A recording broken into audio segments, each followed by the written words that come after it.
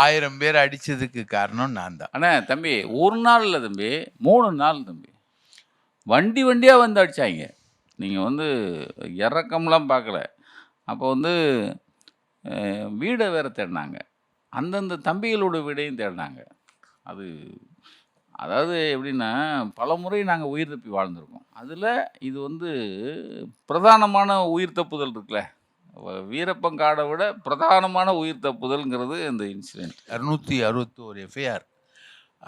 அந்த மாதிரி ஒரு மாஸ் எஃப்ஐஆர் வந்து நக்கீரன் மேலே அவ்வளோ இல்லை. 150 வழக்குகள் சொன்னார் எம்ஜிஆர் சாவதற்காக. கிண்டல் பண்ணியிருக்கலாமோ? அதாவது என்னன்னா, இப்போ நீங்கள் சமூக வலைத்தளங்கள்ல இருக்கீங்க, இப்போ நவீன மாடர்ன் ஜேர்னலிசத்தில் இருக்கீங்க.